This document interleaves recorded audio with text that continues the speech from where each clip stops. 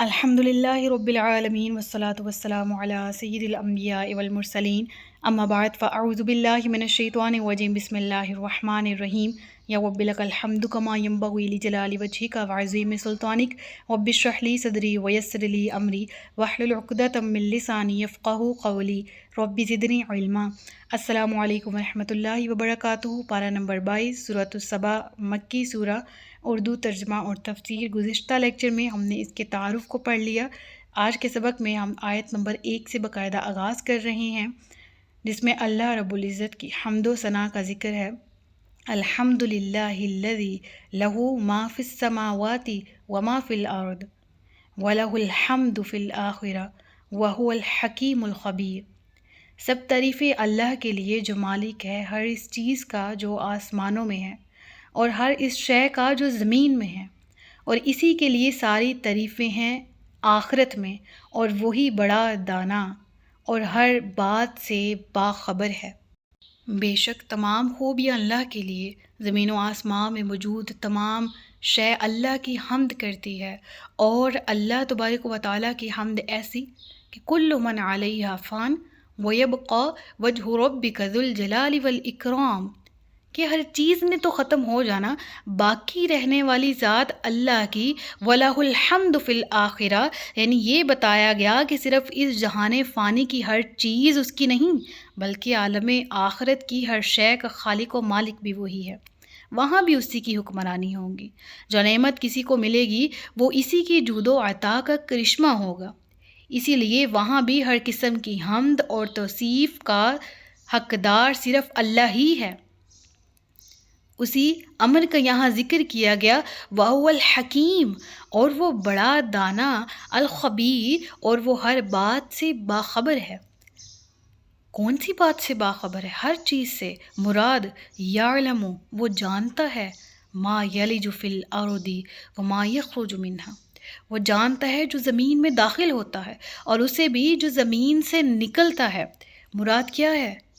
اللہ تبارک و تعالیٰ فرماتا ہے کہ نہ صرف کائنات، نہ صرف یہ کہ زمین و آسمان میں موجود ہر چیز، بلکہ یہ زمین جو تمہارے سامنے آیا ہے، اس کے اندر جو کچھ داخل ہوتا ہے، یا یہ زمین جو نکالتی ہے، اللہ از دا کریٹر، وہ داخل کرنے والا بھی ہے اور وہ نکالنے والا بھی۔ مراد کیا ہے؟ زمین میں جو چیز داخل ہوتی، بارش کے قطرے ہیں، بیج ہے، پانی ہے، کہ اللہ کا ہر ارشاد، ہر کام اور اس کی شریعت کا ہر قانون، بلکہ قضاء و قدر کے سارے فیصلے اس کی حکمت اور دانائی کے آئینہ دار ہیں، اور وہ اپنی مخلوقات کے حالات اور ضروریات سے پوری طرح باخبر ہے۔ یعلم ما یلج فی الارض وما یخرج منہا، وہ جانتا ہے جو زمین کے اندر داخل ہوتا ہے اور جو کچھ زمین سے نکلتا ہے۔ یہاں بیان ہو رہا جو چیز زمین میں داخل ہوتی، مراد کیا ہے؟ آسمان سے پانی اترتا ہے نا، بارش کے قطرے زمین میں داخل ہوتے ہیں، بیج زمین میں داخل، پانی زمین میں داخل ہوتا ہے، اور پھر نکلتا کیا ہے؟ معدنیات، سبزہ، رزق، اناج، ہر چیز جو زمین سے نکلنے والی ہے، انسان کی آنکھوں سے اوجھل ہے، اللہ جانتا ہے۔ اللہ فرماتا ہے، اب اس سے مراد بہت سی چیزیں لی جا سکتی ہیں نا۔ عالم برزخ میں جب انسان جاتا ہے، اس کے جسد کو زمین میں دفن کر دیا جاتا ہے۔ نو ون نوز کہ قبر کے حالات پر انسان پر کس طرح سے گزرتے ہیں، قبر کے حالات کس طرح سے ہوتے ہیں، قبر کی زندگی کیسی ہوتی ہے، اور اللہ نوز، اللہ جانتا ہے جو کچھ زمین کے اندر ہے۔ اور بروز قیامت جب اللہ کے سامنے زمین سے نکلیں گے، اللہ ان حالات کو بھی جاننے والا ہے۔ تو جو کچھ زمین میں داخل ہو رہا یا جو کچھ نکل رہا، وما ينزل من السماء وما يعرج فيها، اب یہاں پر بھی وہی مراد لی جائے گی کہ جو آسمان سے اترتا ہے وہ کیا چیز ہے، اور جو نیچے سے اوپر جاتی ہے وہ ہر چیز کو، ہر تفصیل کو جانتا ہے۔ اب آسمان سے پانی اترتا ہے جس سے زمین کو سیراب کیا جاتا ہے، ہاں ملائکہ بھی نازل ہوتے ہیں جو کہ مختلف امور زمین پر سر انجام دیتے ہیں، اور زمین سے واپس آسمان کی طرف چڑھ جاتے ہیں۔ مراد ارواح بھی ہیں جو ایک وقت زمین میں موجود انسانوں پر یا حیوان پر ہوتی ہیں، ہر ذی روح پر، اور پھر جب اس کی روح نکال لی جاتی ہے تو وما یعرج فیہا، جو واپس لوٹ جاتی ہے، جو چڑھتی ہے آسمان کی طرف، اللہ اس چیز کو بھی جانتا ہے۔ وَهُوَ الرحیم الغفور، اور اللہ بخشنے والا مہربان ہے۔ وقال الذین کفروا، اور وہ لوگ جنہوں نے کفر کیا وہ بولے لا تأتین الساعہ، ہم پر قیامت نہ آئے گی۔ تم فرماؤ کیوں نہیں؟ میرے رب کی قسم جو غیب جاننے والا ہے، بے شک وہ قیامت تم پر ضرور آئے گی۔ آسمانوں میں اور زمین میں ذرہ برابر بھی کوئی چیز اس سے پوشیدہ نہیں ہے، اور ذرہ سے بھی کوئی چھوٹی اور بڑی چیز نہیں ہے مگر وہ ایک صاف بیان کرنے والی کتاب میں۔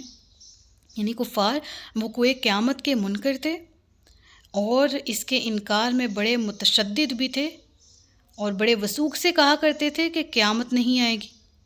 تو بڑے زوردار انداز سے اور بڑے مؤثر طریقہ کار سے ان کا رد فرمایا گیا، اور اللہ اپنے حبیب صلی اللہ علیہ وآلہ وسلم کو ارشاد فرماتے ہیں کہ آپ قسم اٹھا کر فرمائیے کہ قیامت ضرور آئے گی۔ قسم کے الفاظ بھی بڑے مؤثر اور پرجلال ہیں۔ مجھے میرے پروردگار کی قسم جو عالم الغیب ہے، قیامت ضرور آئے گی۔ عالم الغیب اور رب العالمین کی صفت یہاں بیان فرمائی گئی، اور صفت کی حکمت کیا ہے کہ وہ قیامت کے جس کا انکار وہ اس وجہ سے کرتے تھے کہ جب مر جائیں گے اور انہیں مرے ہوئے صدیاں بیت جائیں گی تو اس طویل مدت میں ان کی ہڈیاں، ان کے گوشت پوست مٹی میں مل کر فنا ہو جائیں گے، ہوا کے جھونکے ان ذروں کو کہاں سے کہاں پھینک دیں گے۔ ان منتشر ذروں کو جمع کرنا اور پھر اسی وجود کے ساتھ زندہ کرنا کسی کے لیے ممکن نہیں ہے۔ تو اللہ رب العالمین کی صفت یہاں عالم الغیب فرما کر ہر طرح کے شبے کو زائل کر دیا گیا کہ ان بکھرے ہوئے ذروں کو جمع کرنا تمہارے لیے ناممکن ضرور ہے۔ ہاں، تمہیں ناممکن ضرور لگتا ہے کیونکہ تمہارا علم محدود ہے اور تمہاری قدرت ناقص ہے، تمہارے پاس اختیارات نہیں ہیں، لیکن قیامت برپا کرنے والا وہ خداوند عالم ہے جو ہر غیب کو جاننے والا، اور آسمان و زمین کی وسعتوں میں کوئی ذرہ بھی ایسا نہیں جو اس سے مخفی ہو۔ اس خالق کے لیے تمہیں دوبارہ زندہ کرنا ذرہ بھی مشکل نہیں ہے۔ یہاں کتاب مبین سے مراد لوح محفوظ ہیں کہ کائنات کی چھوٹی سے چھوٹی یا خواہ بڑی کوئی بھی چیز ہے وہ رب العالمین نے ہی پیدا فرمائی ہے اور لوح محفوظ میں درج ہے۔ اور پھر یہاں ذکر کیا گیا لیجزی الذین آمنوا وعملوا الصالحات اولئک لہم مغفرۃ ورزق کریم۔ یہاں پر قیامت برپا کرنے کی حکمت بیان فرمائی جا رہی ہے، کیا کہ اللہ تعالیٰ ایمان لانے والوں کو ان کے اچھے اعمال کا بدلہ دے، اور ان کے لیے بخشش اور عزت کی روٹی ہے، مراد جنت میں داخلہ ہے، اور وہ ابدی نعمتیں ہیں جو ہمیشہ رہیں گی۔ والذین سعوا فی آیاتنا معاجزین اولئک لہم عذاب من رجز علیم، اور جنہوں نے ہم سے مقابلہ کرتے ہوئے ہماری آیتوں کو جھٹلانے میں کوشش کی، ان کے لیے سخت عذاب میں سے دردناک عذاب ہے۔ اور جنہیں علم دیا گیا ہے وہ سمجھتے ہیں کہ جو کچھ تمہاری طرف تمہارے رب کی طرف سے نازل کیا گیا ہے وہ حق ہے، اور وہ عزت والے حمد کے مستحق اللہ کے راستے کی طرف رہنمائی کرتا ہے۔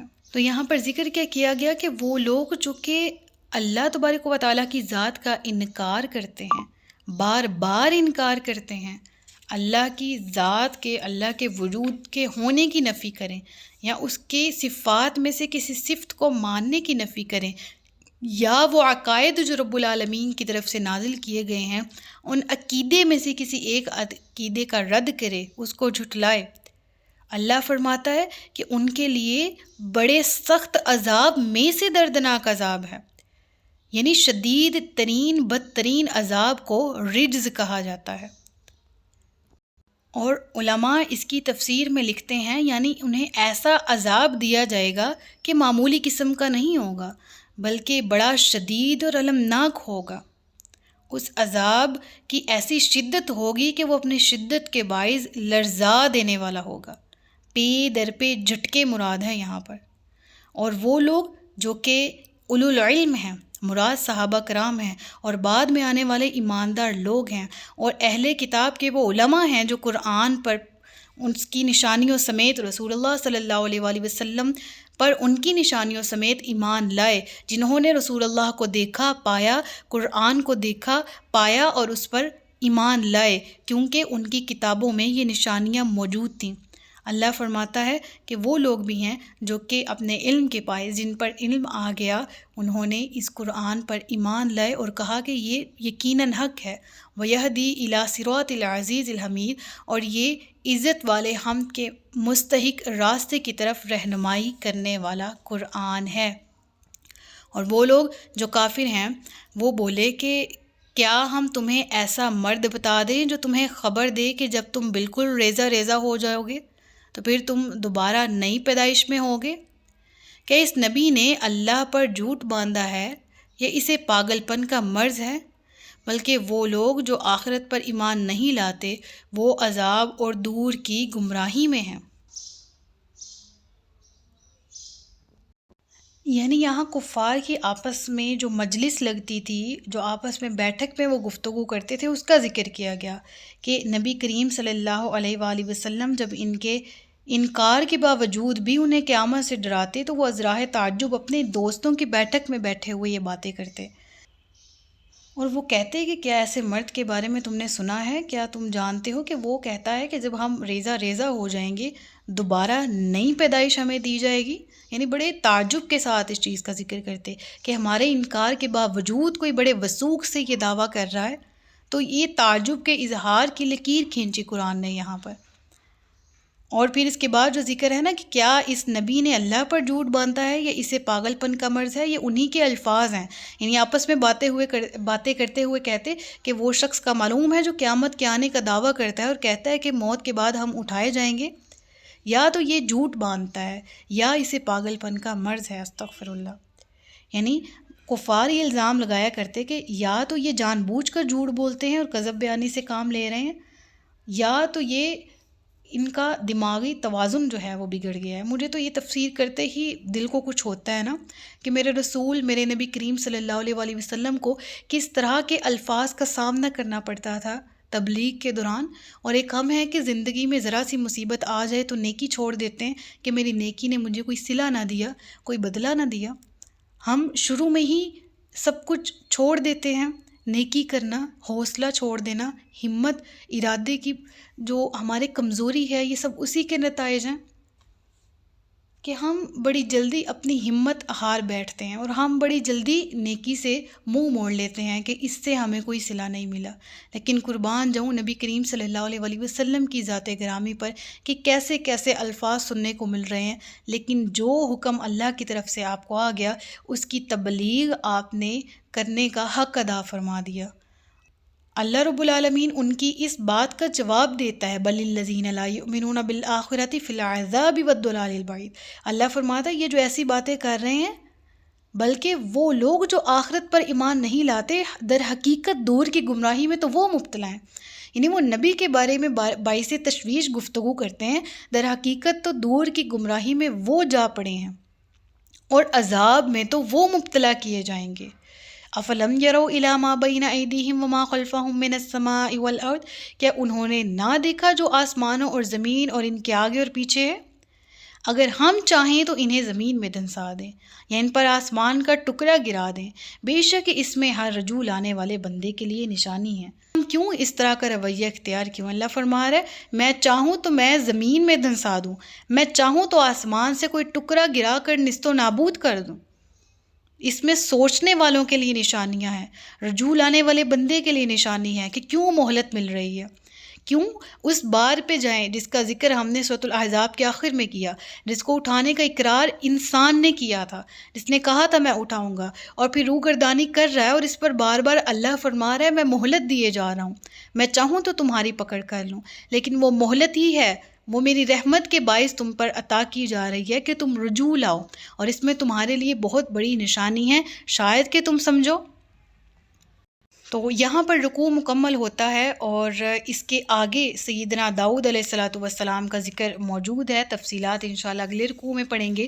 صدق اللہ العلی العظیم و صدق رسولہ النبی الکریم، سچ فرمایا اللہ نے جو عظمت والا ہے۔ اپنا بہت سا خیال رکھیے گا، مجھے دعا میں یاد رکھیے گا۔ تاجدار ختم نبوت زندہ باد، پاکستان پائندہ باد۔ السلام علیکم ورحمۃ اللہ وبرکاتہ۔